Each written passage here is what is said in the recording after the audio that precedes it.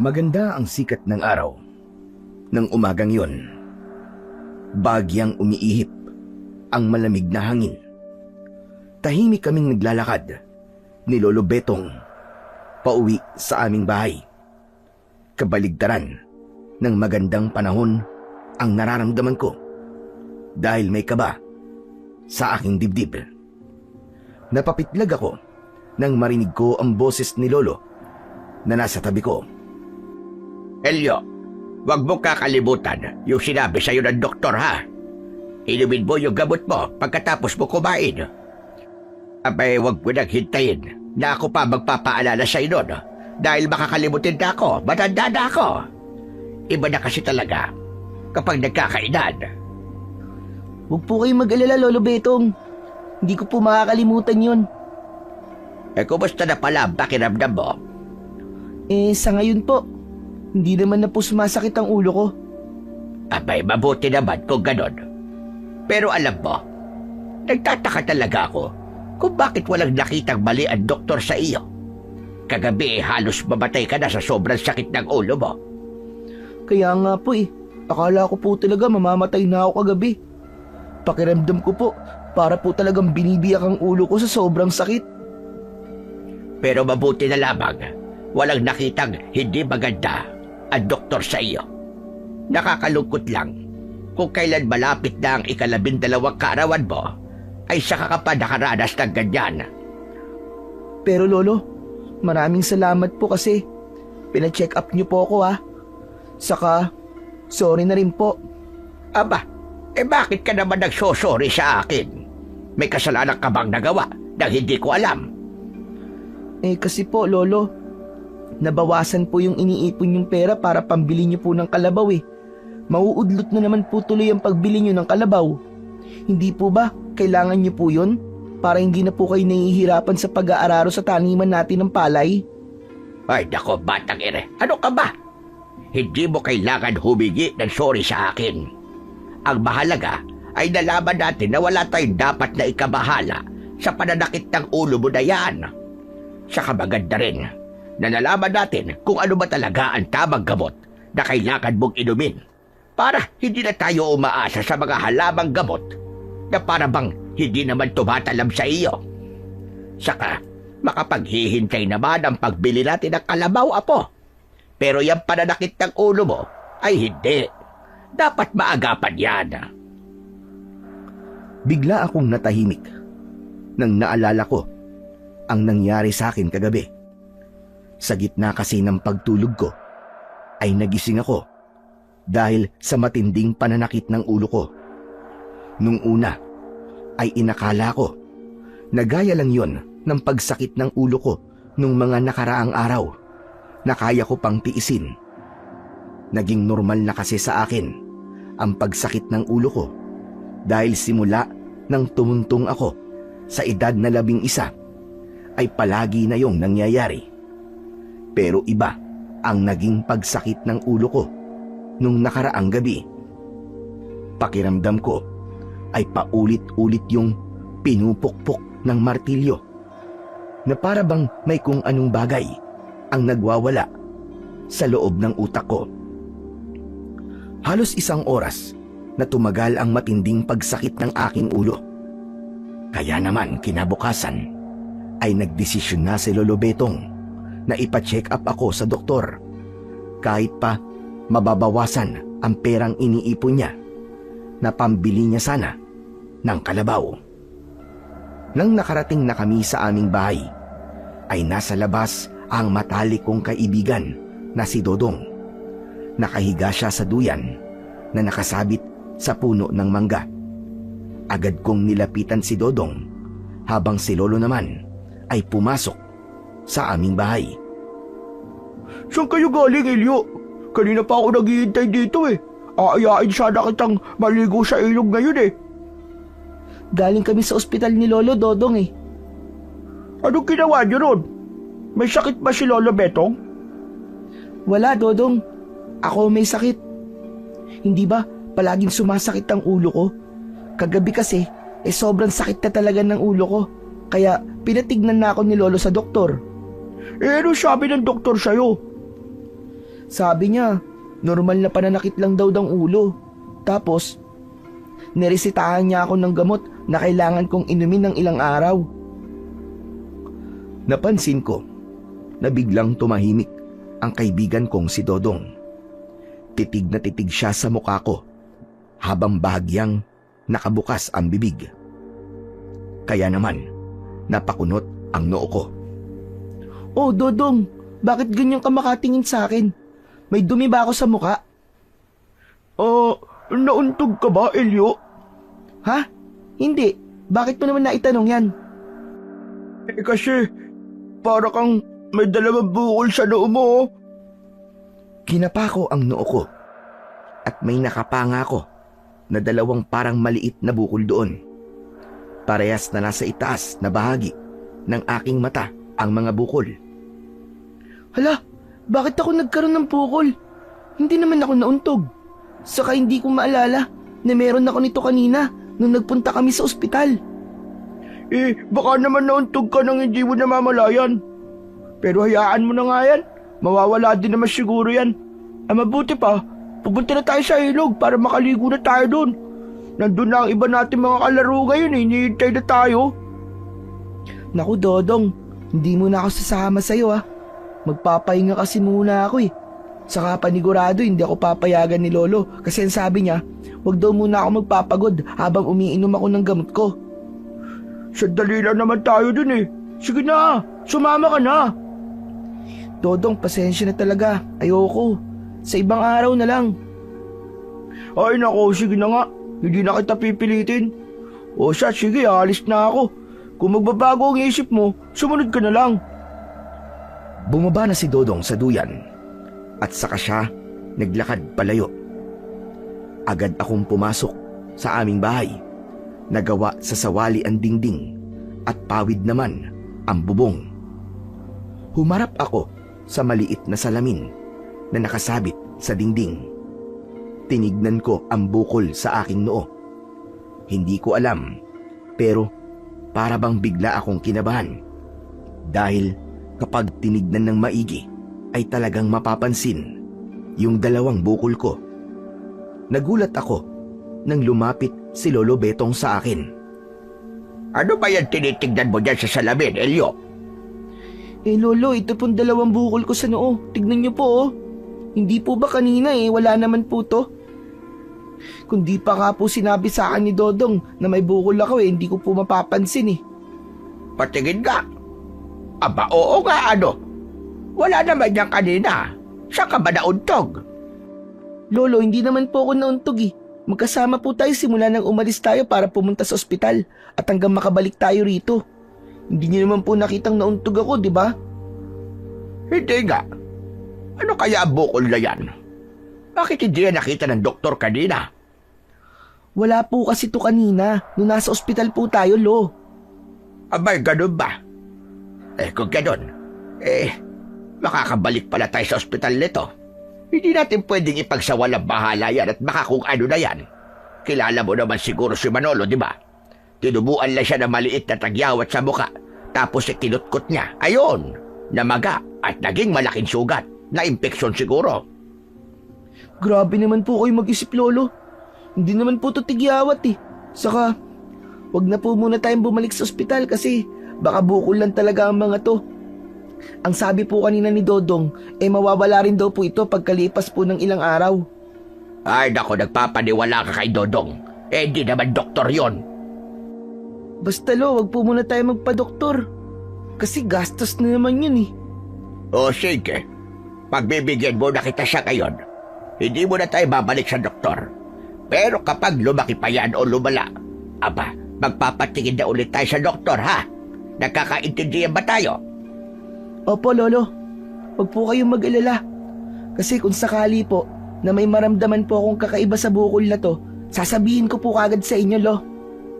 Aasahan ko yan, Elio. Alam mo na ayokong nagilihim ka sa akin. O siya. Ako'y babalik na sa kusina. Magluluto na ako ng ulam natin. Ano pong lulutuin niyo, Lo? Ano pa ba? Magpiprito ko ng baboy. Tapos meron tayong burong isda. Wow! Paborito ko po yun, Lo! Matamis na ngumiti si Lolo Betong at saka siya bumalik sa kusina. Maging ako ay napangiti na rin dahil sa mga ganong maliliit na bagay gaya ng pagluluto ni Lolo ng paborito kong pagkain ay nararamdaman ko na talagang mahal na mahal niya ako bilang kanyang apo kahit ang totoo ay hindi naman niya ako kadugo. Inampun lang kasi ako ni Lolo Betong nung sanggol pa lamang ako. Ayon sa kwento ni Lolo, isang hindi niya kilalang babae ang kumatok sa bahay niya isang gabi. May dalang sanggol ang babaeng yon at ako ang sanggol na yon. Nakiusap daw kay Lolo ang nanay ko na alagaan ako ng ilang araw dahil babalikan din daw niya ako. Dahil likas na mauwain at mabait si Lolo Betong, ay pumayag siya sa gusto ng babae. Kinuha ako ni Lolo sa nanay ko at pagkatapos ay nagmamadaling umalis yung babae.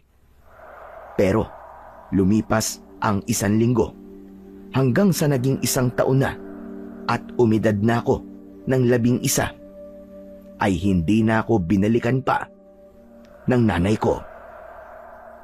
Kaya naman masasabi ko na kahit wala akong nanay at tatay, ay maswerte pa rin ako na meron akong Lolo Betong na mahal ako kahit ang totoo ay hindi naman niya ako kaano-ano.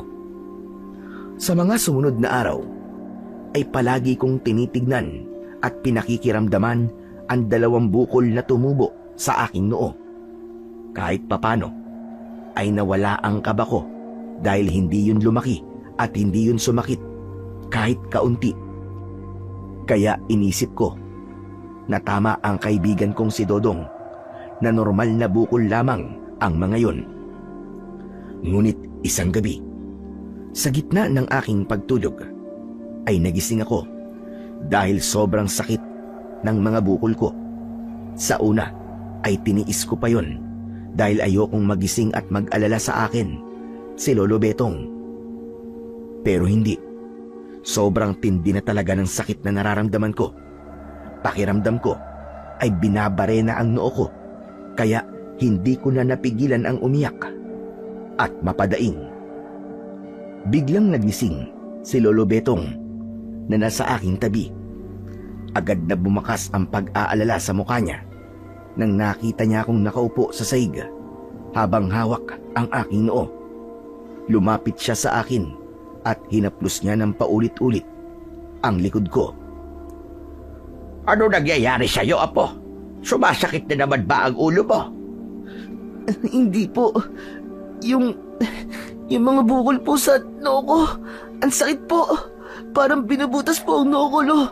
Ang sakit-sakit po talaga. Sabi ko naman kasi sa'yo ipatingin na natin yan sa doktor. Sandali. Sisidyan ko lang ang gasera para makita ko na maayos sa bukol mo. Sobrang sakit na po talaga, Lo. Parang hindi ko na po kaya. Alam ko, Elio. Sandali lang, tiisin mo muna. Nagmamadaling tumayo si Lolo Betong. Sinindihan niya ang gasera at lumapit siya sa akin na dala yun.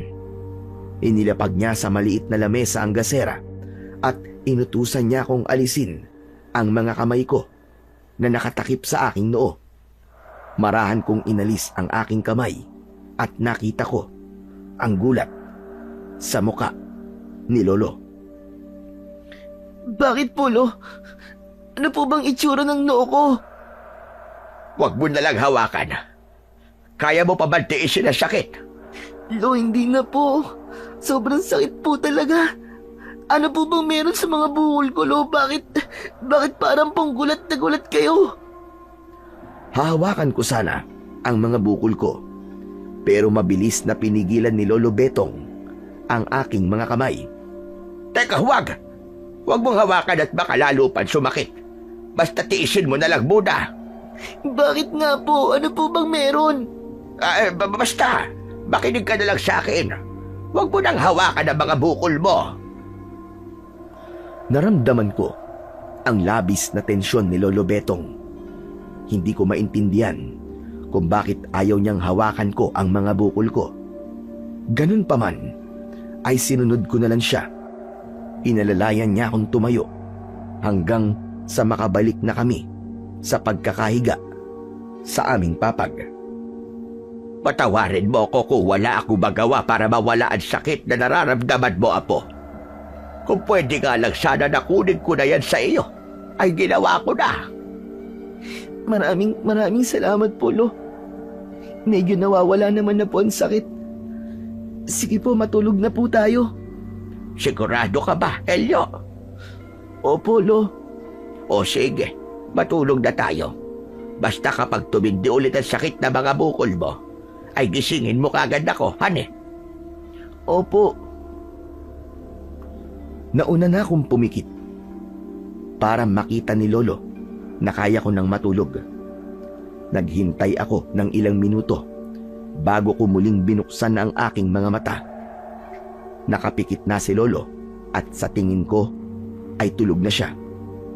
Normal na kasi na mabilis makatulog si Lolo kasi palagi siyang pagod sa maghapon na pagsasaka sa aming maliit na taniman. Nang sandaling yon ay napakasakit pa rin ng bukol ko, pero mas pinili kong wag nang sabihin yon kay Lolo kasi mag-aalala lang siya. Gusto ko na kasi siyang makapagpahinga dahil bukas ay magtatrabaho na naman siya. Kailangan niya ng maayos na pahinga. Maya-maya pa ay pumikit na ulit ako at sa kabila ng sakit na nararamdaman ko ay pinilit ko pa rin na matulog. Kinabukasan ay nauna akong nagising. Natuwa ako kasi hindi na masakit ang mga bukol ko. Nagtungo ako sa aming batalan na nasa kusina upang doon ay magmumog. Pagkatapos kong magmumog, ay naisipan kong buksan ang pinto ng aming bahay. Ngunit nang napadaan ako sa salamin na nakasabit sa dingding, ay natigilan ako dahil may nahagip ang aking paningin sa refleksyon ko sa salamin. Nagmamadali akong lumapit sa salamin at napasinghap ako nang malaman ko na may parabang maliit na dalawang sungay na umusbong sa aking noo. Ang pwesto ng sungay ay ang kinaroroonan ng aking mga bukol. Kulay itim ang mga sungay ko at sa tansya ko ay kalahating pulgada ang haba ng mga yon. Mariin kong ipinikit ang aking mga mata habang sinasampal ko ang aking sarili. Hindi to totoo. Hindi to totoo. Nananaginip lang ako. Panaginip lang ang lahat ng to. Paulit-ulit ko yung sinabi at makalipas ang ilang segundo ay nagdesisyon na akong tignan ulit ang aking sarili sa salamin. Umasa ako na wala na ang mga sungay ko o hindi kaya naman ay magigising na ako dahil naniniwala ako na panaginip lamang ang lahat ng yon. Pero sa pagmulat ko ay nagimbal ako dahil naroon pa rin ang mga sungay sa aking noo. Hindi ko na napigilan ang sarili kong sumigaw ng napakalakas. Narinig ko ang nagmamadaling pagbangon ni Lolo Betong mula sa maliit naming kwarto. Lumapit siya sa akin at maging siya ay nagulat nang nakita ang mga sungay ko. Lolo, tignan niyo po. Tinubuan po ako ng mga sungay. Diyos ko! Ano bang kababalaghan ito? Kaya po ba ayaw niyong hawakan ko ang bukol ko kagabi? Dahil nakita niyo na po ito? Oo, pero hindi pa yan ganyang kagabi. Bahagya pa lang na nakausbog ang mga yan. Lo, bakit po ako tinubuan ng sungay? Bakit po, Lo? Sabihin niyo po sa akin. Hindi ko rin alam, Apo. Kahit ako'y naguguluhan sa nangyayari sa iyo. Pero wag mong iisipin na sungay ang mga yan. Hindi sungay ang nasa noo mo. Pero kung hindi po ito sungay, Lo, ano po ito? Ano po itong tumubo sa akin na to? Para po akong batang demonyo dahil sa mga to. Panigurado po nakakatakutan po ako ng mga tao kapag nakita po nila ako, Lolo. Nagsimula na akong umiyak.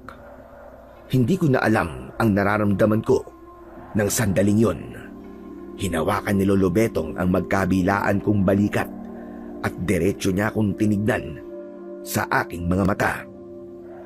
Elio, huminahon ka muna. Makinig ka sa akin. Hindi sungay ang tumubo sa noo mo. Walang dahilan para tubuan ka ng ganyan. Dahil alam ko na napakabuti mong bata. Hindi ka rin dapat katakutan ng mga tao na dahil lang dyan. Pero sa ngayon, ay hindi pwedeng malaman ng mga tao na may ganyan ka. Nagkakaintindihan ba tayo, Elio? Pero Lo, kung hindi po ito sungay at hindi ako dapat katakutan ng mga tao, bakit po hindi nila to pwedeng makita? Dahil may mga taong makikitid ang pag-uutak. Hindi lahat ay iisipin na wala lang iyan. Pilit may mag-iisip na hindi maganda. Dahil aakalain nila na yan ay isang sungay.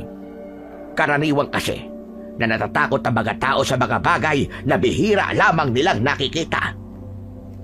Lolo Betong, ano pong gagawin ko? Ibig po ba sabihin, hindi na po ako lalabas ng bahay? Hindi na po ako pwede makipaglaro kina Dodong at sa iba ko pa pong mga kalaro? Sandaling tumahimik si Lolo Betong dahil sa mga sinabi ko. Alam ko na nag-iisip siya ng mga sandaling yon. Kaya naman, sandali siyang pumunta sa kwarto at nang bumalik siya, ay may dala na siyang balabal na kulay pula. Pinulupot at itinakip niya sa ulo ko ang balabal. Nagawa naman nung takpan ang mga sungay ko. Ganito, Apo, makinig ka.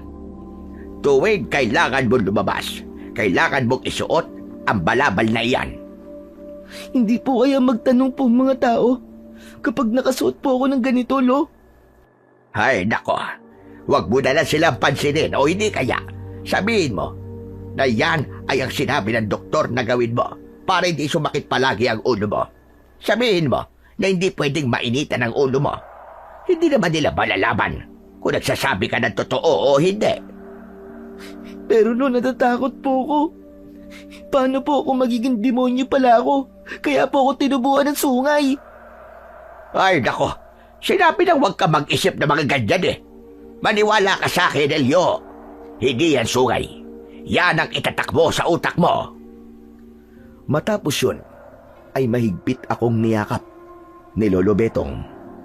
Kahit paano, ay gumaan naman ang pakiramdam ko. Pero hindi pa rin tuluyang naalis ang pangamba sa aking dibdib na baka hindi lang yun ang pagbabagong mangyayari sa aking katawan. Maghapon akong hindi lumabas ng bahay. Kahit pa pwede akong maglagay ng balabal sa ulo, ay mas pinili ko pa rin ang wag nang umalis dahil sa takot kong may makaalam na meron akong sungay. Patuloy kong kinumbinsi ang sarili ko na hindi sungay ang tumubo sa noo ko. Pagsapit ng hapon, habang nasa taniman si Lolo Betong, ay dumating si Dodong na may dalang turumpo.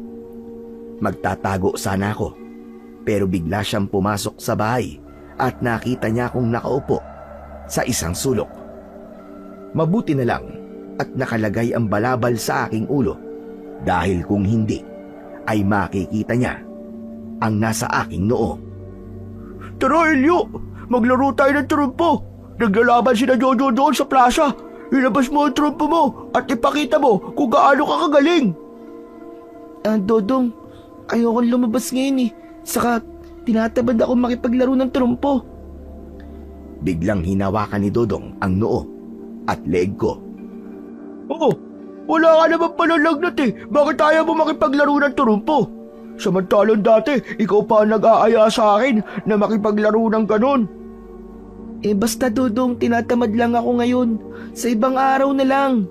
Ay nako, akala ko naman magiging kakampi kita sa pakikipaglaban kina Jojo ng trumpo. Ikaw pa naman ang magaling sa ganon eh. Teka Elio, bakit pala may balabal ka dyan sa ulo mo? Ha? Ito ba? Wala to. Huwag mo na lang pansinin.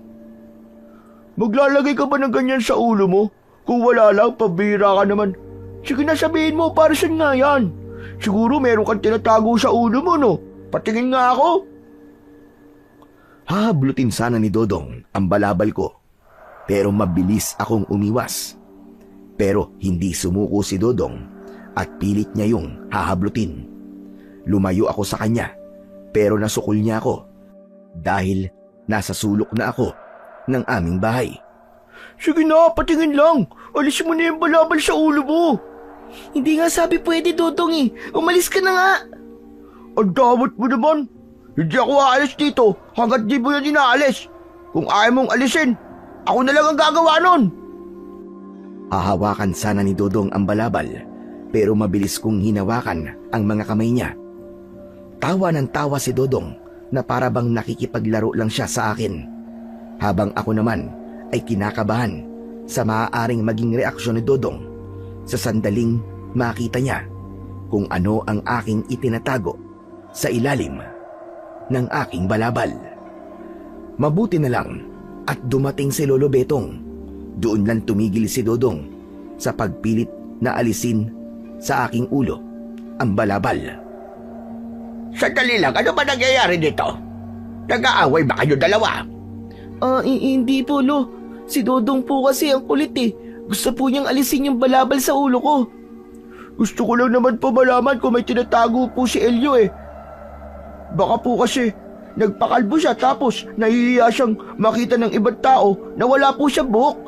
Nakalbo siya. Walang itinatago si Elio. Kailangan niyang maglagay ng balabal sa ulo niya dahil yan ang sinabi ng doktor na gawin niya. Para po ba yan sa sakit ng ulo niya? Ganun na nga. Kaya huwag ka nang makulit at huwag mo nang subukang alisin ang balabal ni Elio sa ulo niya. Ano pong nagagawa ng paglalagay ng balabal para po sa sakit ng ulo niya? Abay, hindi ko rin alam. Yun ang sinabi ng doktor kaya sinusunod lang namin. Ano nga pala ginagawa mo rito, ha, Dodong?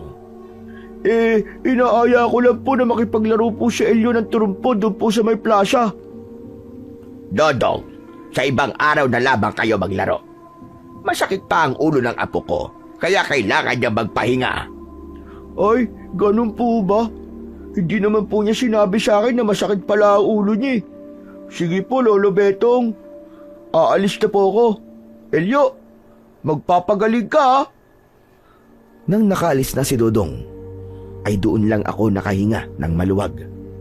Isinarado na ni Lolo Betong ang pinto at saka ko lang inalis ang balabal na nakabalot sa aking ulo. Napayuko ako dahil kahit sa lolo ko ay nahihiya akong ipakita ang tila sungay sa aking noo. Salamat po dumating kayo, Lolo. Akala ko po talaga makikita na ni Dodong tong nasa noo ko eh. Ang daldal pa naman nun. Paniguradong ikikwento niya sa kung sino-sino ang makikita niya sa akin. Hayaan mo na siya. Ang importante ay wala naman siyang nakita. Pero sa susunod, huwag kang papayag na maalis siyang balabal mo, lalo na kapag may ibang tao. Kasi po, matatakot po sila sa akin. Yung totoo, oo, maaaring katakutan ka. Gaya nga ng sinabi ko, baka kung ano pa ang isipin ng mga tao.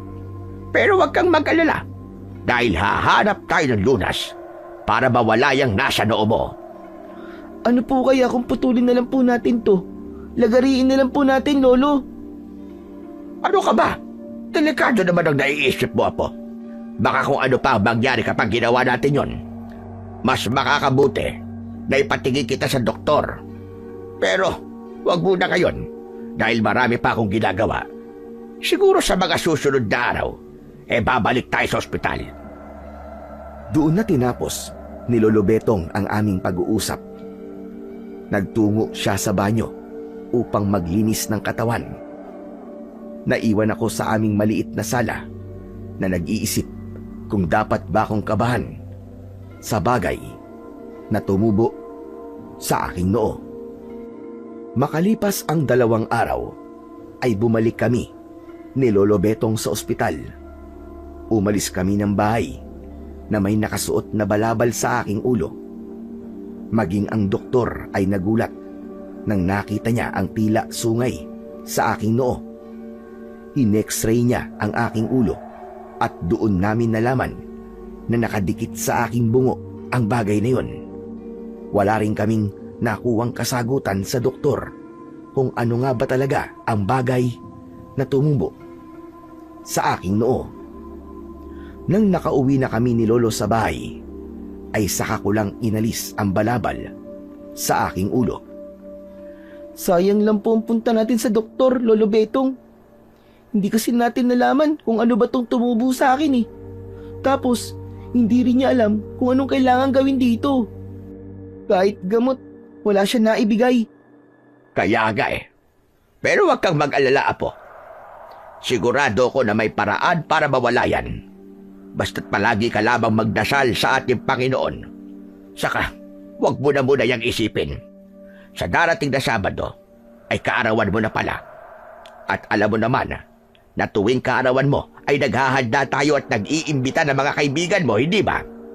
Yun muna ang isipin mo sa kayon. Lo, ano kaya kung wag na muna tayo maganda? Ang laki na po kasi ng gastos natin sa pagpapatingin ko po sa doktor eh. Ano ka ba naman, Apo? Nakasanayan na natin na gawin yun tuwing kaarawan mo. Kahit simpleng handa lang basta mairaos lang natin ang kaarawan mo, ayos na yon. Saka, 12 taon ka na. At ang ganong edad ay dapat merong selebrasyon. Alam mo kasi, Apo, nung bata pa ako, ay hindi ko naranasan na maghanda at magkaroon ng selebrasyon tuwing sumasapit ang aking kaarawan. Sobrang hirap kasi na buhay namin doon. Kaya ipinaparanas ko sa iyo ang mga bagay na hindi ko naranasan nung bata pa ako. Maraming salamat po, Lolo Betong. Pero kinakabahan po kasi ako eh. Baka po kasi makita ng mga kaibigan ko. Ito pong nasa noo ko. Hindi nila yan makikita. Basta't hindi mo aalisin ang balabal mo. Huwag ka na mag-isip ng kung ano-ano. Basta, tuloy ang selebrasyon na kaarawan mo.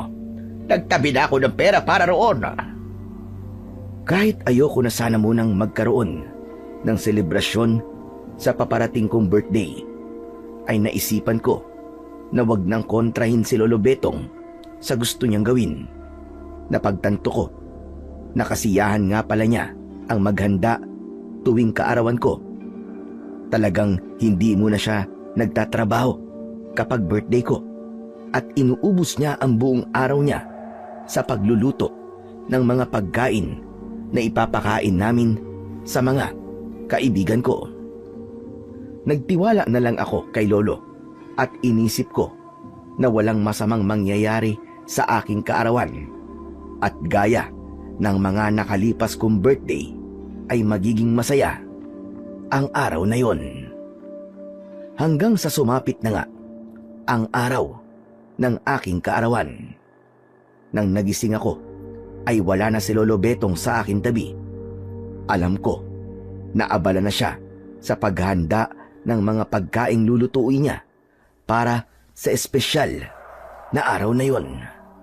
Nang lumabas ako sa kwarto ay hindi nga ako nagkamali dahil nasa kusina na si Lolo Betong at naghihiwa ng mga karne at gulay. Tumingin si Lolo sa akin at binati niya ako ng maligayang kaarawan. Nagtaka ako nang biglang nawala ang ngiti niya. Elio, yung nasa loob mo. Hindi muna ako nagsalita. Tumakbo ako papunta sa harap ng salamin at labis akong nagimbal dahil mas mahaba na ang tumubong sungay sa aking noo. Sa tingin ko ay 1 pulgada na ang haba nun at medyo naging matulis na ang dulo. Agad namang lumapit si Lolo Betong sa akin. Lolo, tingnan niyo! Mas nagmukhang sungay na po siya ngayon! Ano nangyari?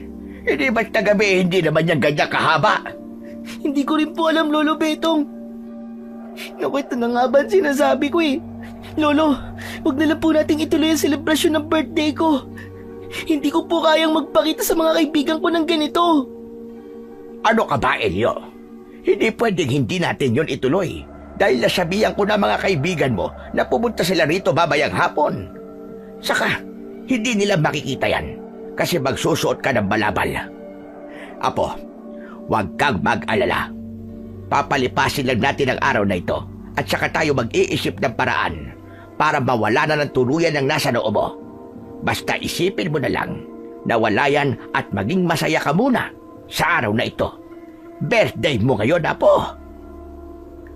Lo, parang ang hirap naman pong gawin yung sinasabi nyo eh. Hindi ko po kayang isipin na wala po akong sungay, lalo na't humaba na po siya. Alam ko, pero kung kakabahan at matatakot ka, mas lalong iisipin ng mga kaibigan mo na meron kang itinatago sa kanila. Umakto ka lang ng normal mamaya. Hindi na lang ako magpapalaro mamaya para pagkatapos nilang kumain ay pwede na silang umalis. Wala na akong nagawa kundi ang tumango na lang. Inisip ko na lang na kailangan ko pa ring maging masaya sa araw na yon. Dahil yun ang araw ng aking kapanganakan, o mas tamang sabihin na yun ang araw na dumating ako sa buhay ni Lolo Betong. Kaya hindi lang espesyal ang araw na yon para sa akin, kundi pati na rin kay Lolo Betong. Pagkasapit ng hapon, ay tapos nang magluto si Lolo Betong. Naglagay siya ng lamesa sa labas ng aming bahay. Nakalagay doon ang pansit, puto at lumpiang Shanghai. Meron ding water jug na may laman na tinimplang orange juice. Maya-maya pa ay isa-isa nang dumating ang mga kaibigan ko. Kabilang na si Dodong. Inasikaso na namin sila ni Lolo Betong para makakain na sila. Pansamantala kong nakalimutan ang tungkol sa tila sungay na tumubo sa aking noo. Wala ring pumansin sa balabal na nakabalot sa aking ulo dahil abalaan lahat sa pagkain. Masaya kong pinanood ang mga kaibigan ko. Nang natapos na silang kumain, ay lumapit si Dodong sa amin ni Lolo Betong. Ma'am Betong, magpapalaro po ba kayo? Tapos na po kasi kami kumain eh. Nako, wala munang palaro ngayon, Dodong. Ay, sayang naman po. Akala ko meron ulit gaya ng mga nakaraang birthday ni Elio. Lolo, baka po pwedeng magpaagaw na lang po tayo ng barya. May mga naipon po ko. Yun na lang po ang ipaagaw natin sa kanila. O sige, pero wag mong ubusin lahat ng ipon mo at ako na ang bahalang magdagdag. Pumasok muna kami ni Lolo Betong sa bahay upang kunin ang mga barya na ipapaagaw namin. Nang bumalik kami sa labas at sinabi ni Lolo Betong na magpapaagaw ako ng barya, ay masayang nagsigawan ang mga kaibigan ko. Hinayaan ni Lolo na ako ang maghagis ng mga barya. Nagtipon-tipon na ang mga kalaro ko sa harapan ko. Nakangiti ako habang nakatingin sa kanilang lahat at nag-aabang sa paghagis ko ng mga pera.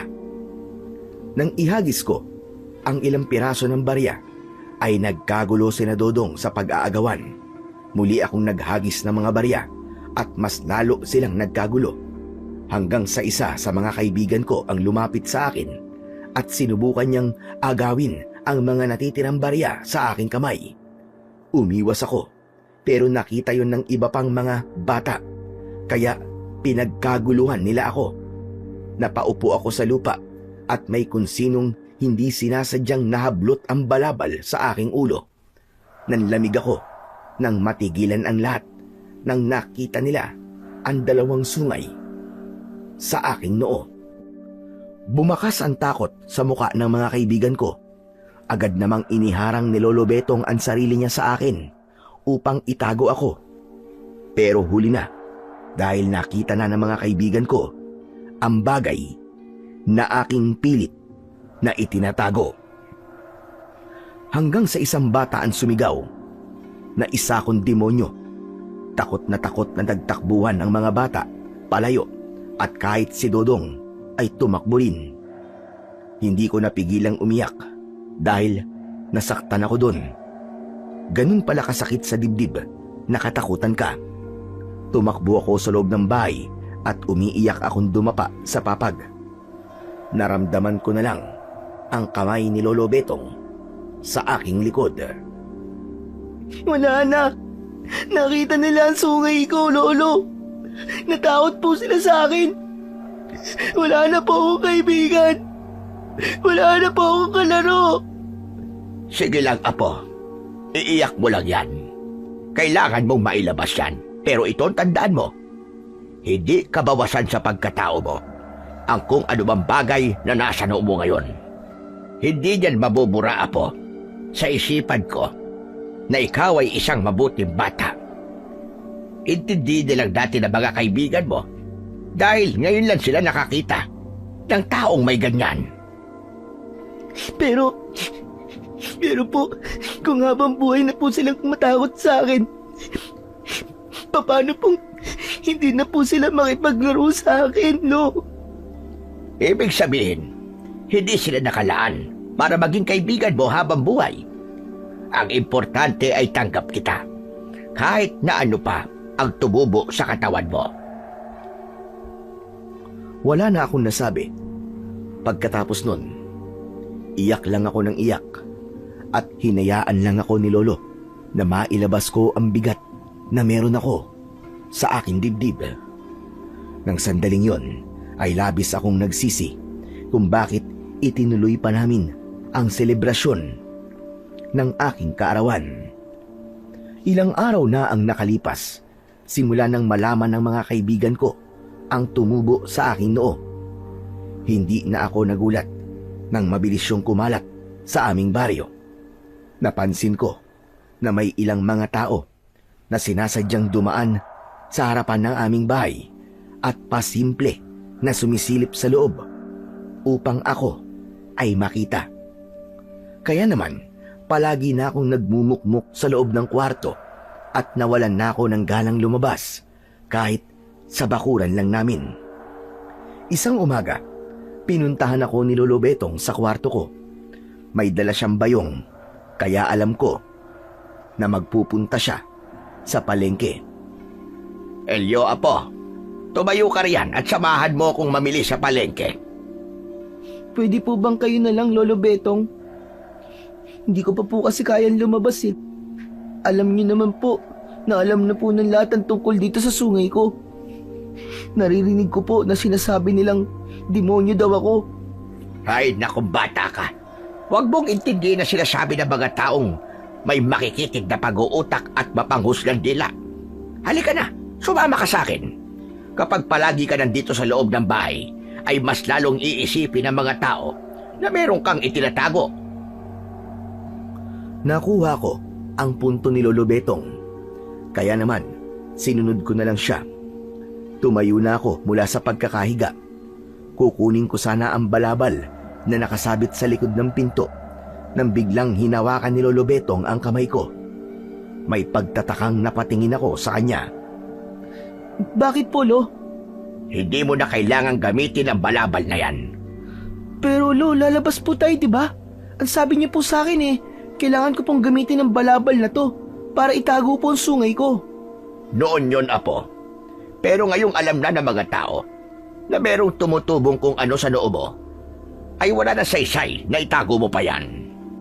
Naisip ko kasi, Apo, na kailangang makita palagi ng mga taong nasa noo mo hanggang sa masanay na sila sa'yo. Magtiwala ka sa akin, Elio, Apo.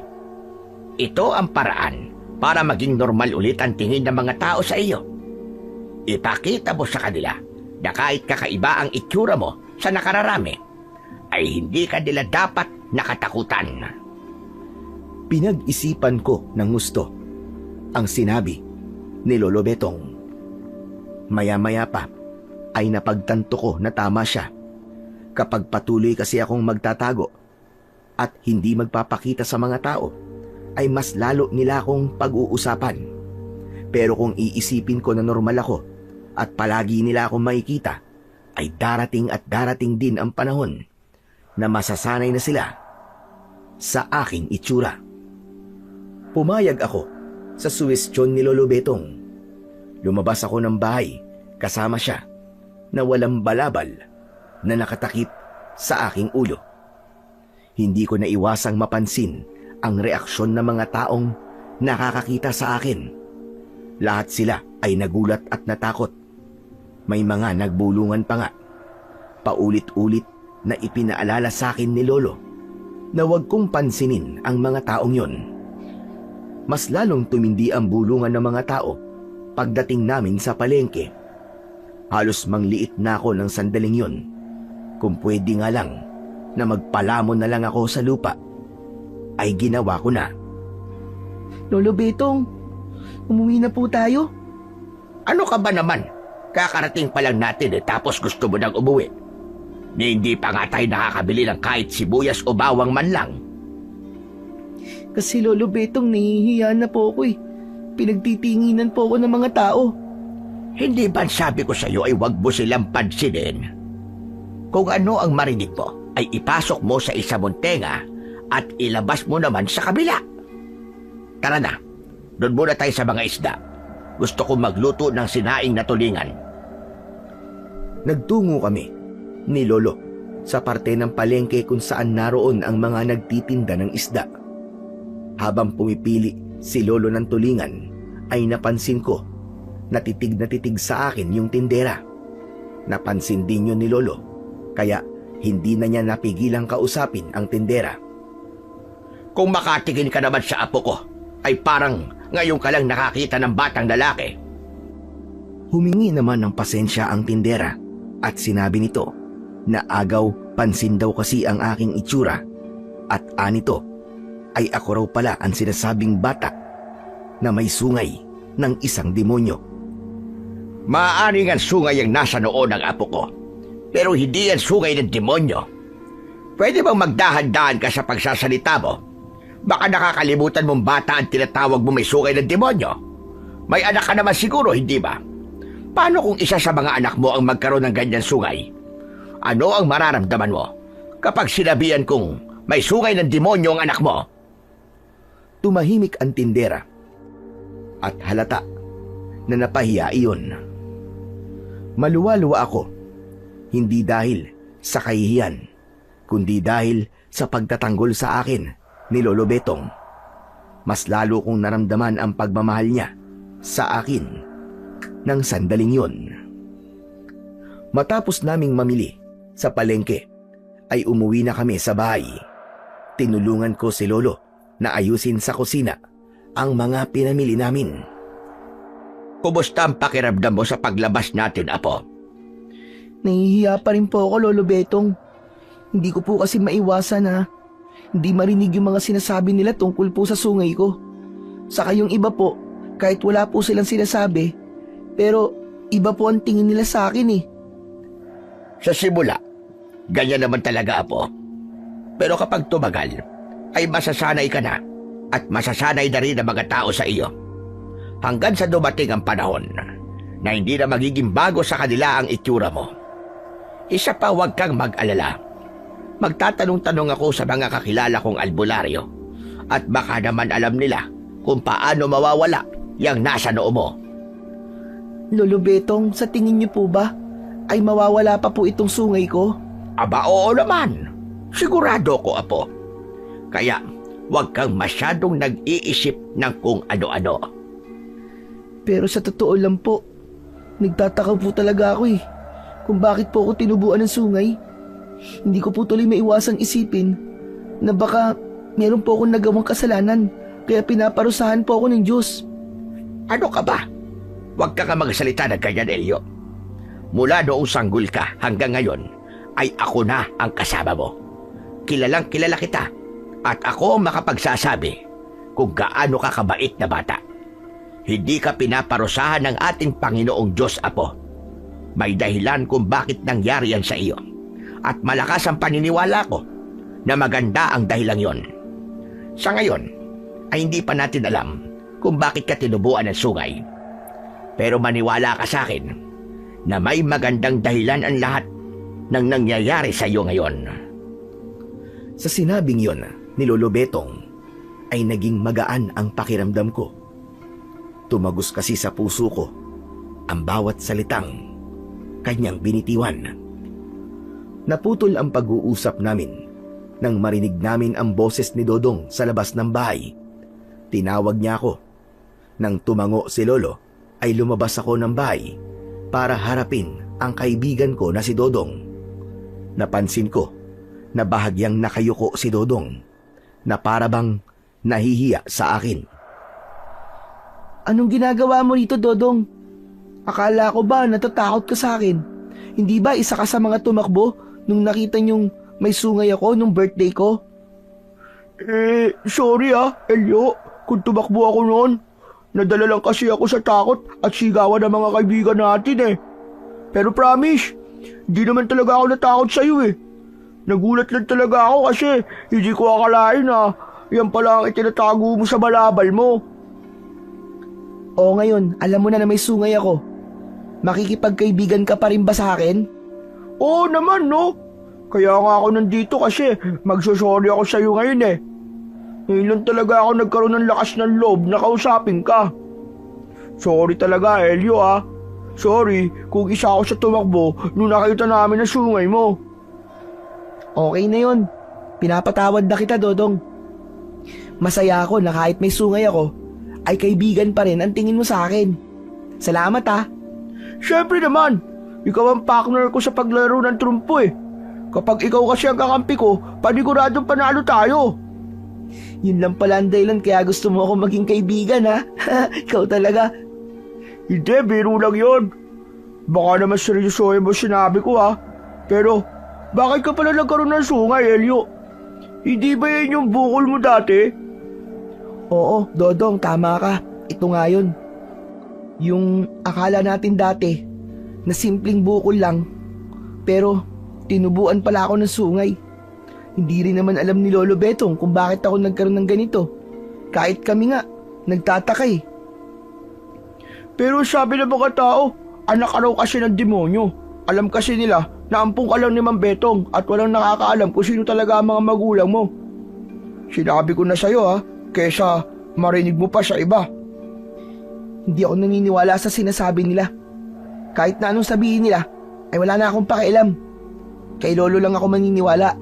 Ang sabi niya kasi sa akin, natatakot lang ang mga tao kasi kakaiba ang itsura ko sa normal na tao. Pero walang mali sa akin. Hindi rin naman ako naniniwalang anak ka ng demonyo Kasi kung anak ka ng demonyo, sana matagal mo na akong pinatay, di ba? Natawa na lang ako sa sinabing yun ni Dodong. Pero, sa totoo lang, napakasaya ko dahil nalaman kong hindi naman pala talaga natakot sa akin si Dodong. Masaya ako na kahit isa ay meron pa rin akong matatawag na kaibigan. Simula noon ay unti-unti ko nang sinanay ang sarili ko na lumabas at magpakita sa mga tao. Nakipaglaro ulit ako sa mga kaibigan ko kahit madalas ay tinutukso nila ako na anak ng demonyo. Kapag ganon ay tumatawa lang ako at sinasakyan ko ang kanilang panunukso sa akin kahit ang totoo ay nasasaktan talaga ako. Palagi ko na lamang sinasabi sa sarili ko na darating din ang panahon na masasanay ang mga tao sa aming baryo sa aking itsura. Hanggang isang araw, nagimbal ang lahat ng isang bangkay ng matandang babae ang natagpuan sa mismong harapan ng kanyang bahay. Ang nakakatakot pa ay pinatay ang matandang babae sa napakabrutal na paraan. Wakwak ang dibdib niya at wala na ang kanyang puso. Sobrang putla ng buong katawan niya na para bang wala nang natirang kahit isang patak ng dugo mula sa kanya. Binalot ng takot ang aming baryo, lalo na't alam ng lahat na walang kaaway ang matandang babae. Kaya wala kaming maisip kung sino ang maaaring gumawa noon. Naging maugong ang bulong-bulungan na meron daw aswang na gumagala sa aming baryo. At yun ang naging dahilan para mas tumindi ang takot naming lahat. Isang gabi, magkatabi kami ni Lolo Betong na nakahiga sa papag. Nakatingin ako sa kawalan at iniisip ko ang pagkamatay ng matandang babae na yon. Lolo, tanong lang po. Totoo po ba mga aswang? Sa tingin niyo po ba, Lo, aswang po ang pumatay kay Aling Rosing? Naniniwala ako sa mga aswang. Dahil sa lugar kung saan ako lumaki, ay laganap ang pagsalakay ng mga aswang, lalong-lalo na sa mga bata at buntis at yung may mga sakit. Pero hindi ako sigurado kung aswang nga ang pumatay kay Roseng. Hindi natin pwedeng sabihin na aswang ang may gawa nun, lalo na't wala pa naman tayong konkretong ebidensya. Yun po kasi ang kumakalat dito Yun po yung sinasabi ng mga tao. Halos lahat po, naniniwala pong may aswang po dito sa atin. Kaya nga po, kahit 6:00 pa lang po ng gabi, kakaunti na lang po ang taong nasa labas. Tapos lahat po ng mga kalaro ko, ayaw na po maglaro sa gabi. Kasi baka raw po patayin sila ng aswang. Kaya nga dapat ay mag-ingat din tayo. Kahit hindi tayo sigurado na may aswang nga, ay sapat ng dahilan na merong pinatay para mag-ingat tayo. Hala, sige na. Matulog na tayo. Marami pa akong gagawin bukas, Apo. Tumalikod na si Lolo Betong sa akin. Hindi nagtagal ay narinig ko na ang mahinang paghilik ng lolo ko na indikasyong tulog na siya. Habang ako naman ay nananatiling gising at iniisip ang maaaring mangyaring hindi maganda sa baryo namin sa mga susunod na araw. Hindi ko alam, pero may pakiramdam ako na masusundan pa ang patayan sa aming lugar. Nang mga sumunod na araw ay naging madalas ang mga bangkay na natatagpuan na lahat ay pinatay sa karumal-dumal na paraan. Ang lahat ay halos wala ng lamang loob at dugo. Mas tumindi ang takot ng mga tao. May mga nagsabi din na may nakakita sa aswang at inilarawan nila ang aswang bilang isang nakakatakot na nilalang na may malalaki at mahabang sungay, mapupulang mga mata at matutulis na kuko at ngipin. Hanggang isang umaga, nagulat kami ni Lolo Betong nang sumugod ang mga tao sa harapan ng aming bahay. May ilan na may dalang itak at kawayan na may matutulis na dulo. Sumigaw sila na kailangan kong lumabas at sinabi nila na ako daw ang aswang na pumapatay sa mga tao. Alam ko na dahil yun sa sungay na meron ako. Nahihintakutang napatingin ako kay Lolo Betong. Lolo, paano na to? Ano pong gagawin sa akin ng mga tao? Nasisiraan na sila ng ulo. Hindi na nila alam ang ginagawa nila. Talagang naghahanap na sila ng masisisi sa mga patayang nangyayari dito sa ating baryo. Dahil po ba sa may sungay ako, kaya iniisip po nila na ako ang pumatay sa mga tao. Lolo, alam niyo po na hindi ko po yun magagawa. Wala po akong kasalanan, Lolo Betong. Alam ko yun, Apo. Huminahon ka. Kaya dito ka lang sa loob ng bahay at huwag kang lalabas kahit na anong mangyari. Ako ang haharap sa kanila. Pero Lo, sandali lang. Baka po kung anong gawin po nila sa inyo. Dito na lang din po kayo. Huwag na po kayong lumabas, Lolo Betong. Hindi, Apo. Kailangan ko gawin ito. Kailangan ko silang harapin dahil paniguradong hindi sila aalis hanggat hindi ko sila nilalabas. Huwag kang mag-alala. Walang masamang mangyayari sa akin, lalo na sa'yo. Hindi naman ako makikipag-away sa kanila. Kakausapin ko lamang sila at liliwanagin ko na wala kang kinalaman sa mga patayang nangyayari dito. Wala na akong nagawa nang lumapit na si Lolo Betong sa pinto at binuksan niya yon. Napasiksik ako sa isang sulok ng bahay at mas lalo akong natakot nang mas lumakas ang sigawan ng mga tao nang lumabas na si Lolo Betong. Nagdasal ako na sana ay walang mangyaring masama kay Lolo at wag sana siyang saktan ng mga tao. Hanggang sa narinig ko ang boses ni Kapitan Edwin na siyang namumuno sa aming baryo. Nasaan na ang apo-apuhan mo, Mang Betong? Iharap mo sa amin, Selyo! At anong kailangan nyo sa kanya, Kapitan? bakit kayo nagtitipon dito? At may dala pa kayo mga itak at sibat. Isang bata lamang ang gusto nyo makaharap. Pero napakarami nyo at may mga sandata pa kayo. Dahil mabuti na sigurado. Mas mabuti na ang handa kami kaysa kami mapahamak. Hindi isang normal na bata, Celio. Dahil ba sa bigla siyang tinubuan ng sungay, ganun ba? Yun lang ang kakaiba sa kanya. Pero bukod doon, ay masasabi ko na isa pa rin siyang normal na bata. Anong normal? May normal ba na nagagawang pumatay sa hindi makataong paraan, Mang Betong? Naiintindihan namin kung bakit pinoprotektahan mo si Elio. Pero ginagawa namin ito para sa kaligtasan nating lahat. Si Elio ang aswang na pumapatay dito sa baryo. Kaya ilabas mo siya dahil kailangan niyang managot sa mga kasalanang nagawa niya. Alam namin na inampun mo lang si Elio. Hindi natin alam kung ano ang pinagbulan niya. At marami nagsasabi na simula ng tinubuan ng sungay si Elio ay nagsimula na rin ang patayan dito. Hindi ba kayo nahinala yun? Malakas ang aming hinala na nagising na ang halimaw na nasa loob ng kanyang pagkatao dahil sa pagtubo ng sungay niya. Yun ang isang malaking patunay. May ebidensya ba kayo na magpapatunay na ang apo ko nga ang gumawa ng mga pagpatay? Sige nga. Meron bang nakakita sa kanya ni isa sa inyo na siya talaga ang pumapatay sa mga tao? Hindi na namin kailangan pa ng matibay na ebidensya. May nagsasabi na may mahabang sungay ang aswang na kagaya ng sa apo mo. Malamang sa umaga ay maikli lang ang sungay ni Elio, pero tuwing gabi ay humahaba yun at saka siya magbabago ng anyo bilang isang ganap na aswang. Kaya kung mahal mo ang baryo natin, Mang Betong, isuko mo na sa amin si Elio.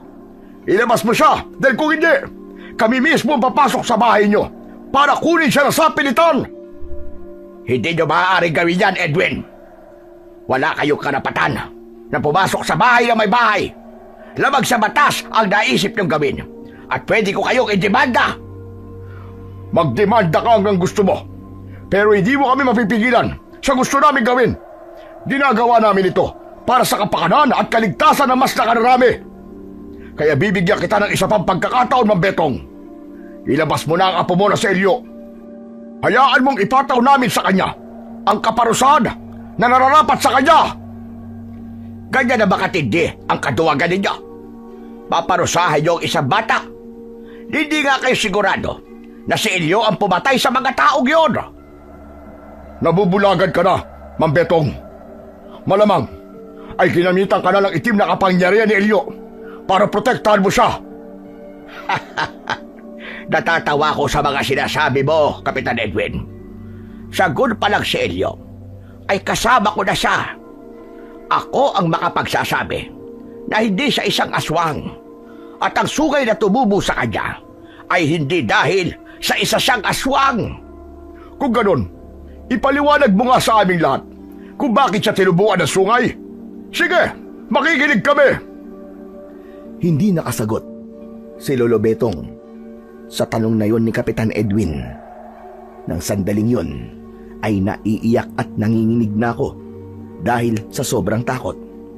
Hindi lang ako natatakot para sa sarili ko, kundi maging sa pwedeng gawin ng mga tao kay Lolo Betong kapag nagmatigas siya. O ano?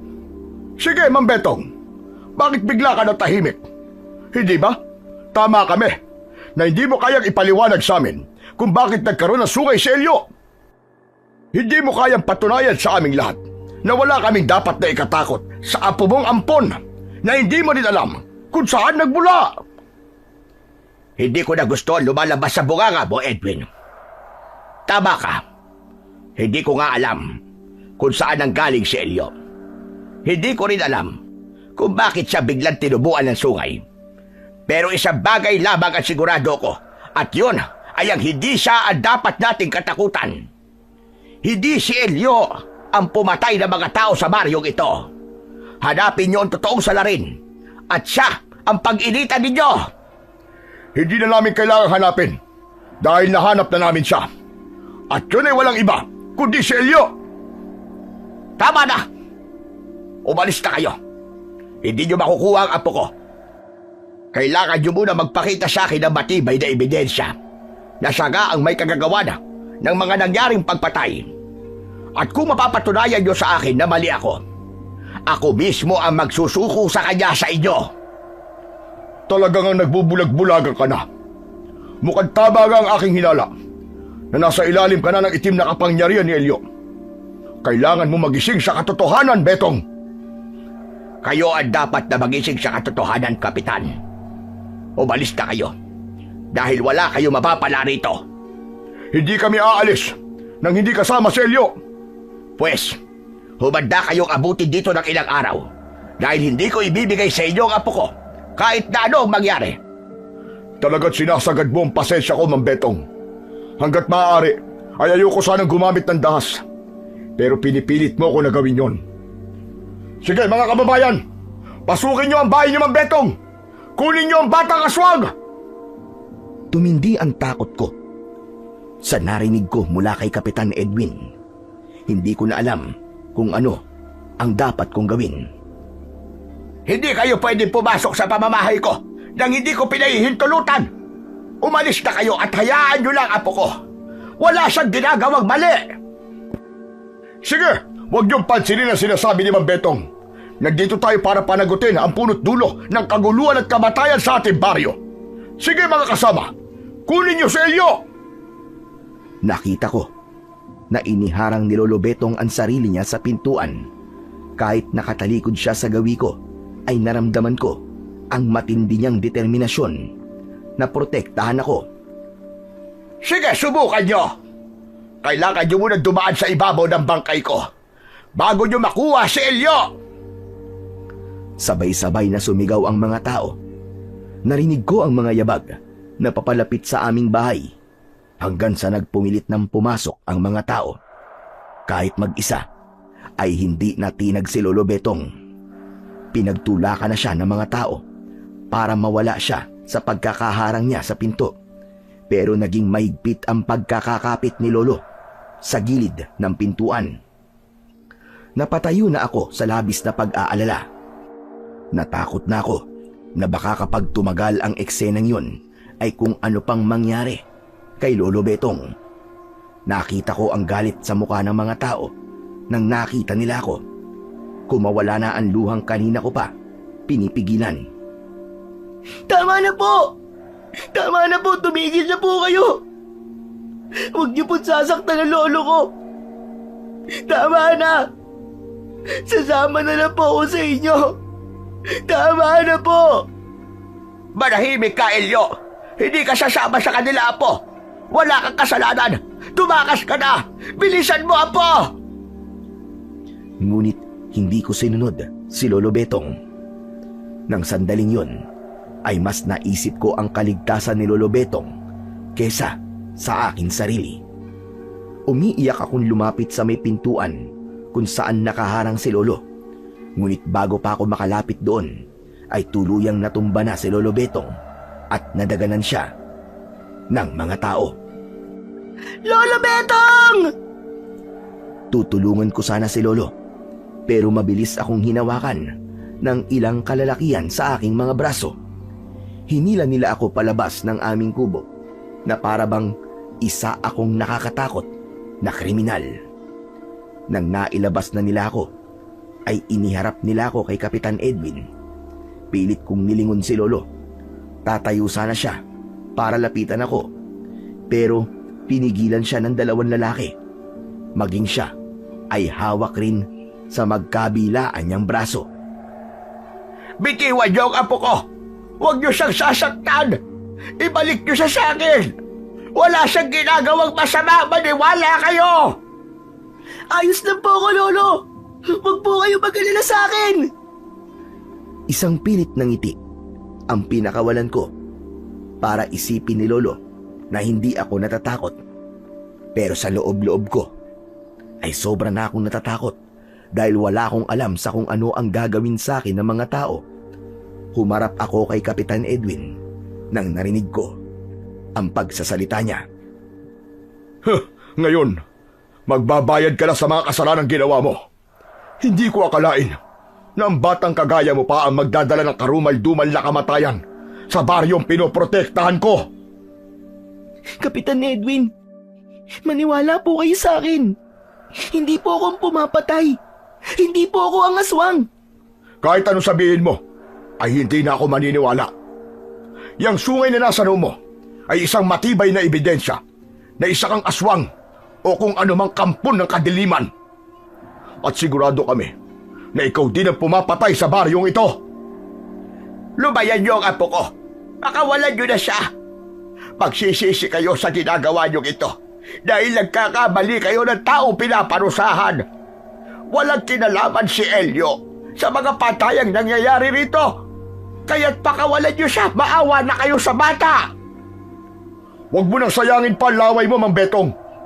Kahit ano sabihin mo, ay hindi na namin pakakawalan si Elio. Kailangan niyang magbayad sa mga kasalanang nagawa niya. Sige, kayo! Dalhin niyo na sa Plaza Celio. Siguraduhin niyo na hindi yan makakawala. Dahil kapag nakawala pa yan, ay paniguradong gaganti at gagantian. At baka mas marami pa ang patayin ng batang yan. Mga walang hiya kayo. Wala naman talaga kayong magawa sa buhay. At pati inosente bata ay sisisihin nyo sa isang bagay na wala naman siyang kinalaman. Sabihin mo yan sa pamilya ng mga pinatay ng apo mong aswang. Ilagay mo ang sarili mo sa posisyon nila. Kailangan may managot sa mga patayang nangyayari. At malinaw na si Elio ang may kagagawa noon. Nagsimula na akong hilahin ng mga lalaki palayo sa aming bahay. Halos madurog ang puso ko nang narinig ko ang malakas na pagpalahaw ni Lolo Betong. Buong buhay ko ay noon ko lang siya narinig na umiyak ng ganun. Hindi ko na siya tinignan pa dahil mas lalo lamang akong masasaktan.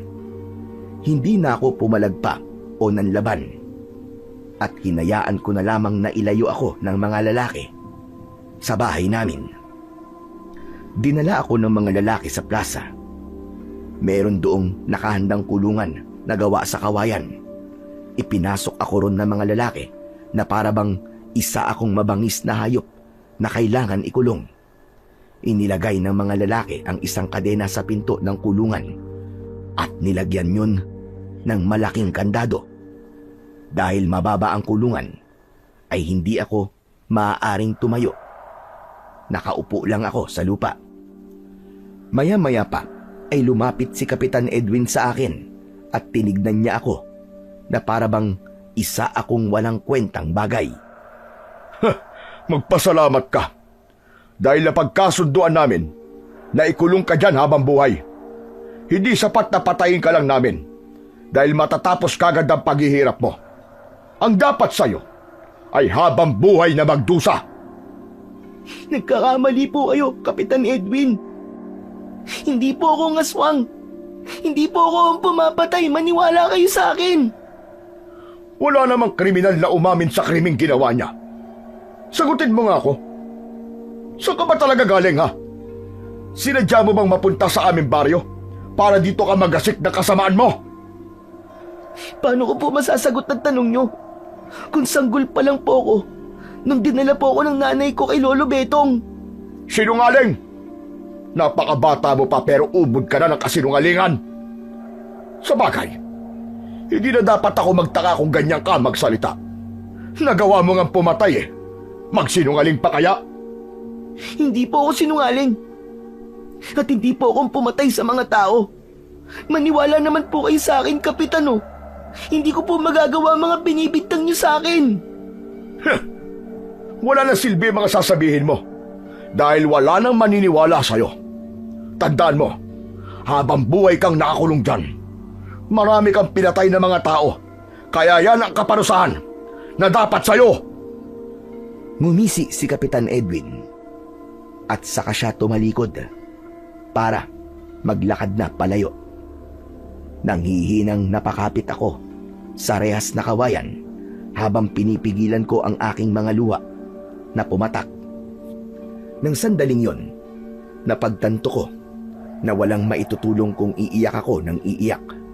Ang kailangan kong gawin ay patunayan sa mga tao na hindi ako aswang at hindi ako ang pumatay sa mga tao sa aming baryo. Pero alam ko na mahirap gawin yon, lalo na't nakakulong ako at tila sarado na ang isip ng lahat sa mga paliwanag namin ni Lolo Betong. Pagsapit ng hapon ay may 2 tanod na dumating para bantayan ako. Maya-maya ay magkasamang dumating sina Lolo Betong at Dodong. Awang-awa sila nang nakita nila ang aking kalagayan. Napakahayop talaga ng Edwin na yon. Hindi na siya naawa sa iyo, Apo. Ikinulong ka niya na para bang isang mabangis na hayop. Sinabi mo pa, Mang Betong. Kung hindi nga alam masamang pumatol sa matanda, isa-isa kong bubunutin ang bigote nun eh. Huwag na po kayong mag-alala sa akin. Ayos lang po ako rito. Pinakain po nila ako ng tinapay kanina. Ang sabi po ni Kapitan, habang buhay daw po akong ikukulong dito, kaya panigurado po na palagi po ako nilang bibigyan ng tubig at pagkain para mabuhay po ako. Kahit na, hindi ka dapat nakakulong dito, Apo. Wala kang kasalanan. Kung sino man ang aswang na pumapatay, ay malamang malaya pa sa sandaling ito. Pero huwag kang mag-alala, Elio. Nagawa ko ng paraan para mapatunayan sa lahat, at lalo na kay Kapitan Edwin, na wala kang kasalanan, Apo. Lolo, parang awa niyo na po.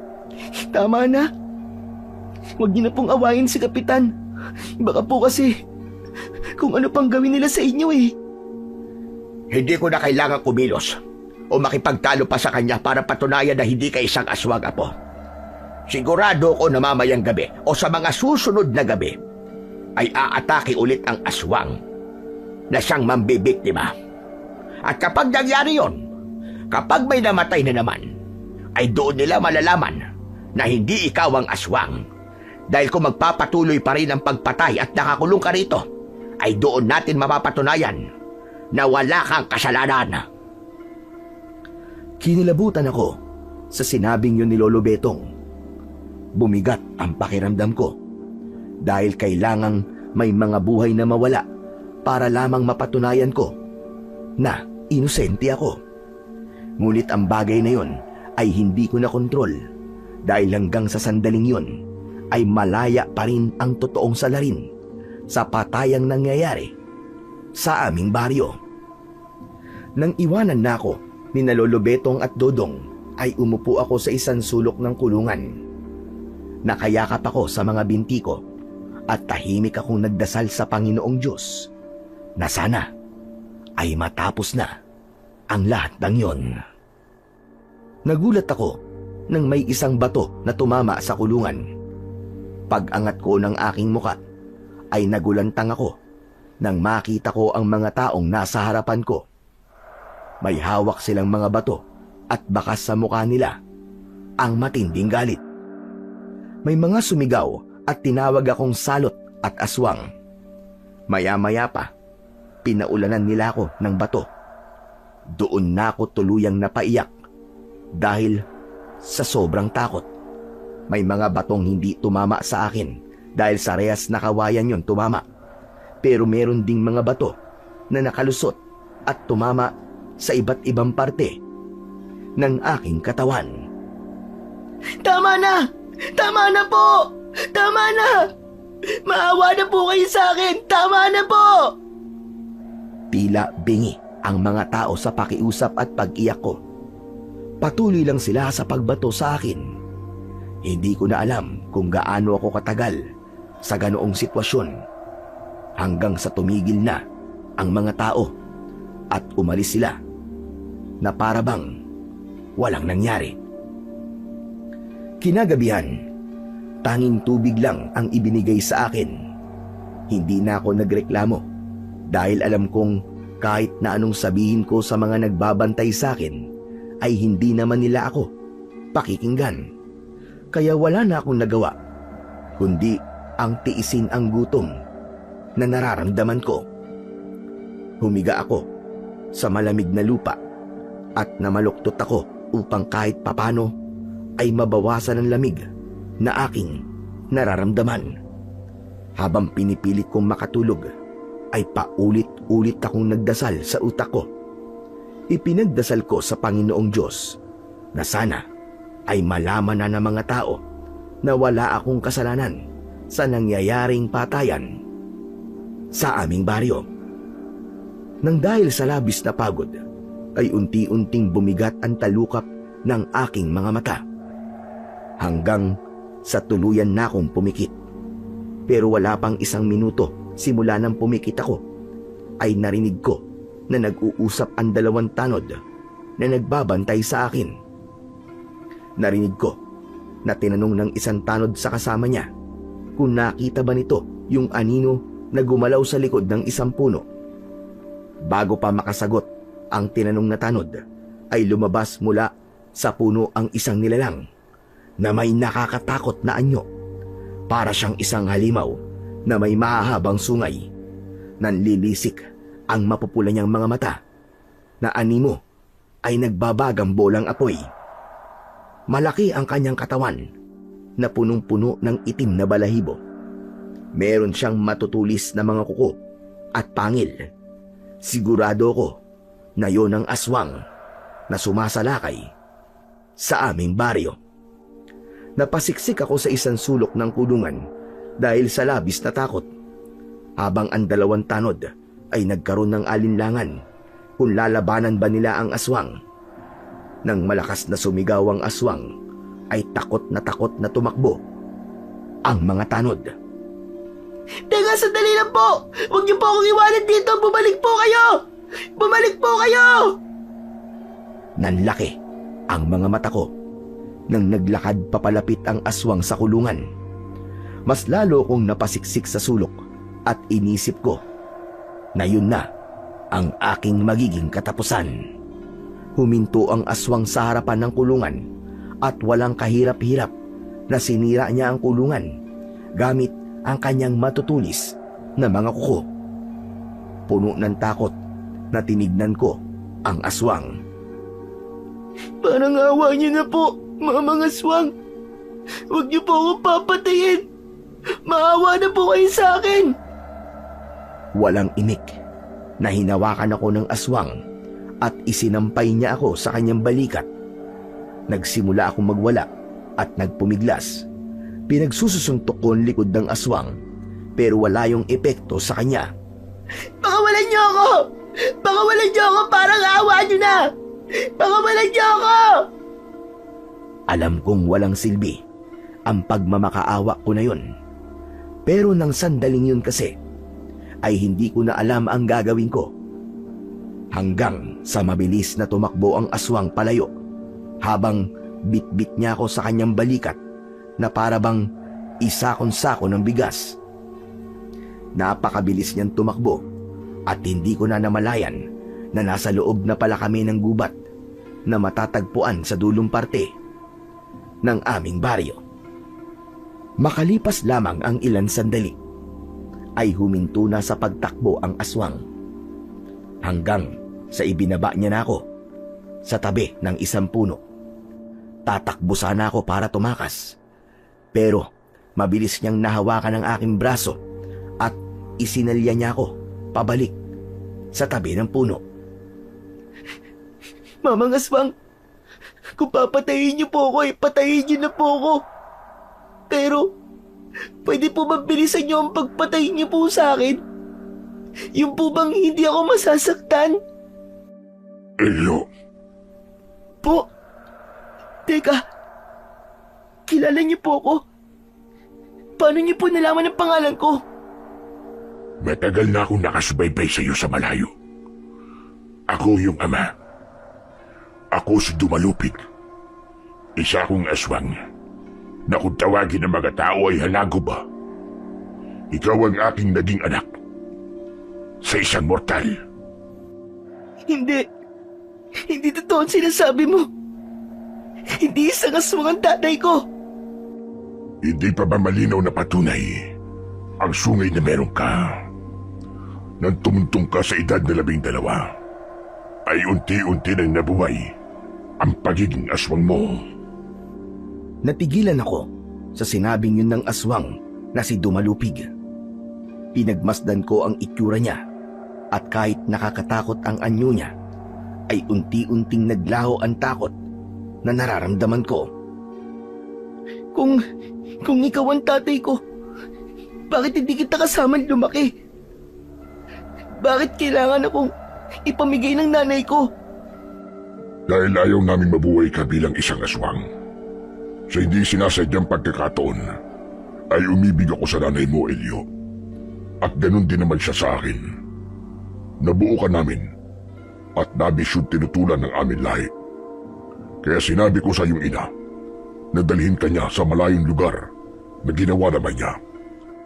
Pero sinundan siya ng mga kalahi kong aswang dahil ang nais nila ay mabuhay ka na kagaya namin.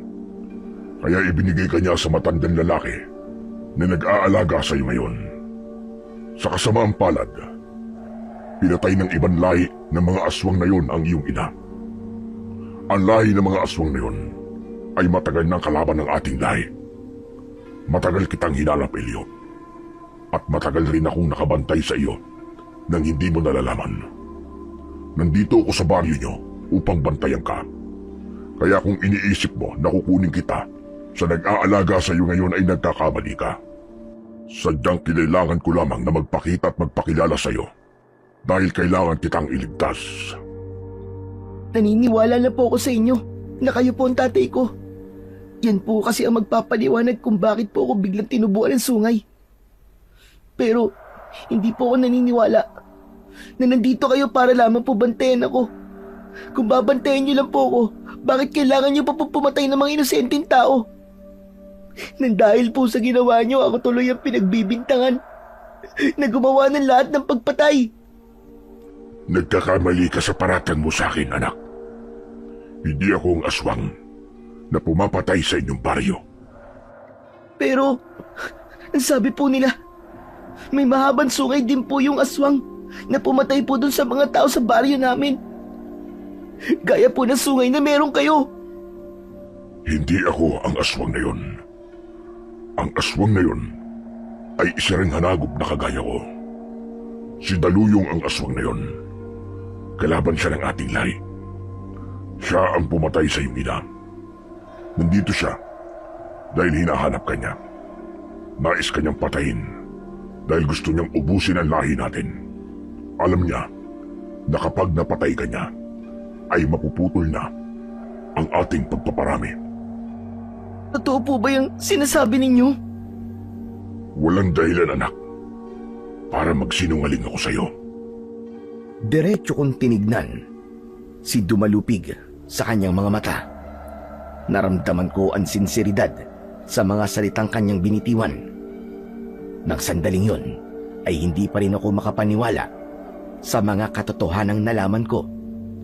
Kahit kasi bigla na lang akong tinubuan ng sungay, ay hindi ko inisip na maaari palang anak ako ng isang aswang. Maaari ba kitang mayakap, aking anak? Walang pag-aalinlangan akong tumango. Yumuko si Dumalupig at sa kanya ko niyakap. Hindi ko na napigil ang mapaluwa dahil sa labis na kasiyahan ko ng mga oras na yon. Kahit isang aswang ang tatay ko, ay tatay ko pa rin siya. Siya ang isa sa dahilan kung bakit ako nabubuhay sa mundo. Ngunit biglang humiwalay si tatay sa akin nang luminga siya sa paligid. Inamoy niya ang hangin. Kahit hindi ko alam kung bakit niya yung ginagawa, ay may kaba akong naramdaman. Tay, bakit po? May problema po ba? Hindi maaari ito. Nararamdaman ko si Daluyong. Nasa paligid lang siya. Napakapit ako sa braso ni tatay nang mula sa isang puno na nasa aming harapan ay tumalon ang isa pang aswang. Mas malaki siya at mas nakakatakot ang kanyang itsura. Wala siyang balahibo pero kulay abo ang kanyang balat. Nakakatawa naman na nagtagpo na kayong mag-ama. Pero nakakalungkot din na ito na ang una't huli niyong pagkikitang dalawa dahil sisiguraduhin ko na mapapatay ko na kayong dalawa ngayong gabi. Maraming salamat, Dumalupig. Dahil ikaw na ang gumawa ng paraan para madali kong mahanap ang iyong anak.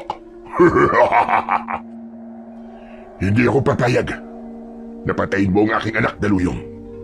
Binibigyan kita ng pagkakataon na umalis at lubayan mo si Elio. Dahil kung hindi, ikaw ang mamamatay ngayong gabi. Wala akong dahilan para sundin ang gusto mo, Dumalubig. Kailangan kong ubusin ang lahi niyo upang ang aming lahi ang hihiranging pinakamalakas na mga aswang. Sabagay, hindi na kita dapat pampatakasin dahil mas mabuting patayin na lang kita. Anak, magtago ka muna. Siguraduhin mo na ligtas ka. Kailangan ko nang harapin si Daluyong para matapos ng kanyang kasamaan. Nang dahil sa labis na takot, ay agad akong naghanap ng mapagtataguan. Nagtago ko sa likod ng isang malaking puno. Sumilip ako upang makita ko kung ano ang mangyayari. Nagtama ang mga mata ni na Dumalupig at Daluyong. Pakiramdam ko ay panaginip lamang ang lahat ng yon. Hindi ko akalain na makakasaksi ako ng dalawang aswang na maglalaban. Galingan niyo po, tatay! Huwag po kayong papayag na matalo kayo! Malakas na sumigaw si Daluyong at mabilis siyang umatake. Sa sobrang bilis niya ay parang kumurap lang ako at nasa harapan na niya si Dumalupig. Isang malakas na suntok ang pinakawalan niya at tumama yun sa dibdib ng tatay kong aswang. Naglaho si Daluyong at sa isang kisap mata ay nasa likod na siya ni Dumalupig. Isang malakas na sipa ang pinakawalan niya na naging dahilan para mapasubsob sa lupa ang tatay ko.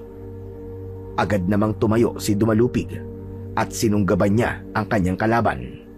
Kinagat niya yun sa leeg at saka malakas na ibinalibag sa lupa. Nakangising tumayo si Daluyong habang matiim na nakatingin sa tatay ko na si Dumalupig. Malakas ka ngayon, pero wala pa rin papantay sa lakas ko. Muling sumugod si Daluyong at sa pagkakataong yun ay nagawa niyang kagatin sa balikat si Dumalupig. Ngunit hindi nagpatalo ang tatay ko at nakipagpalitan siya ng pag-atake hanggang sa bumaon ang matutulis na kuko ni Daluyong sa dibdib ni Dumalupig. Nang hugutin nito ang mga kuko niya ay napaluhod sa lupa ang tatay ko. Nakita mo na, mas malakas pa rin ako kumpara sa'yo, Dumalupig. Huwag kang mag-alala, dahil sa sandaling mapatay na kita, ay isusunod ko kagad sa'yo ang iyong anak upang sa impyerno na kayo magkikita. Itinaas ni Daluyong ang kanyang mga kamay para muling itarak kay tatay ang mga kuko niya. Nang sandaling yon ay naramdaman ko ang matinding kagustuhan na iligtas ang tatay ko. Hindi ako papayag na mamatay siya sa kamay ni Daluyong. Kaya naman, lumabas ako sa aking pinagtataguan at unti-unting bumangon ang galit sa aking puso. Tatay! Matapos kong sumigaw, ay naramdaman ko na humaba ang aking sungay. Mabilis na nagbago ang aking anyo hanggang sa tuluyan na akong naging aswang. Nang lumingon si Daluyong sa akin, ay mabilis akong tumakbo palapit sa kanya. Tumalon ako ng napakataas at sinunggaban ko si Daluyong sa kanyang likod. Ibinaon ko ang matutulis kong mga ngipin sa balikat niya at marahas ko yung hiniklas. Malakas naman na napasigaw si Daluyong dahil sa matinding sakit. Pero hindi pa ako natapos doon. Mabilis akong lumipat sa harapan ni Daluyong at sa isang iglap ay nagawa kong laslasin ng napakalalim ang leeg niya gamit ang aking matutulis na kuko na animo ay parang singtalim ng labaha. Bumagsak ang katawan ni Daluyong na wala ng buhay at halos humiwalay na ang ulo niya sa kanyang katawan. Habang habol ko ang aking paghinga, habang unti-unting lumiliit ang aking sungay, ay bumalik na ako sa pagiging tao. Nang humarap ako sa tatay ko, ay nasaan yung tao na ako. Agad ko siyang tinulungan na makatayo. Maraming salamat sa pagliligtas mo sa aking buhay, anak. Hindi ako makapaniwala na sa ganyang edad mo ay ikaw na ang papatay kay Daluyong. Kahit ako po, Tay. Hindi rin po ako makapaniwala sa nagawa ko. Naramdaman ko po kasi na kailangan ko po kayong iligtas. Siguro po, yun ang nagtulak sa akin para maging matapang at mailabas ko po kung sino po talaga ako. Pero Tay, ibig po ba sabihin ay isa na po akong ganap na aswang? Huwag kang mag-alala, anak. Dahil hindi buo ang dugo ng aswang na nananalaytay sa'yo. Ang mga gaya mo ay may kakayang mamili kung paano ka mabubuhay. Pero alam ko na nais mong mabuhay bilang isang tao. Kaya may isang bagay akong ipagkakaloob sa iyo. Inilahad ni tatay ang kanyang palad at nakita ko ang isang itim na bato. Ito ay isang mahiwagang bato, anak, na kailangan mo lunukin. Mananatili ito sa loob ng iyong katawan habang ikaw ay nabubuhay. Ang batong ito ay bibigyan ka ng kakayahan na kontrolin ang iyong pagiging aswang. Gamit ang iyong isip ay magiging aswang ka lamang sa sandaling naisip mong maging aswang upang ipagtanggol ang iyong sarili sa kapamakan. Walang pagdadalawang isip na kinuha ko ang itim na bato at nilunok ko yun. Naramdaman ko ang paggapang ng bato sa aking lalamunan. Wala pang isang minuto ay naramdaman kong nawala na ang aking sungay. Hala! Nawala po ang sungay ko, Tay! Maraming salamat po! Tandaan mo, anak. Maaari ka pa rin maging aswang. Pero yun ay kung nais mo lamang. Maaari mong gamitin ang pagiging aswang mo upang ipagtanggol ang mga mahal mo sa buhay. Salamat po. Salamat po, Tay. Napakasaya ko po. Kasi nakilala ko na po kung sino ang tatay ko. Sayang nga lang po. Kasi wala na po si nanay. Naniniwala ako, anak, na kung nasan man ang iyong ina, ay masaya siya dahil nabubuhay ka sa paraang gusto namin. Pero Tay, may problema pa po ako eh. Iniisip po kasi ng mga tao na ako po ang aswang na pumapatay po sa aming baryo. Hindi nagsalita si tatay.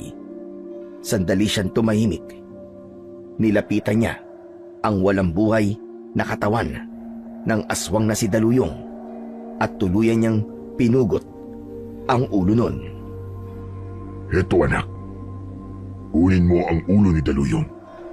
Ipakita mo ito sa mga tao sa inyong lugar.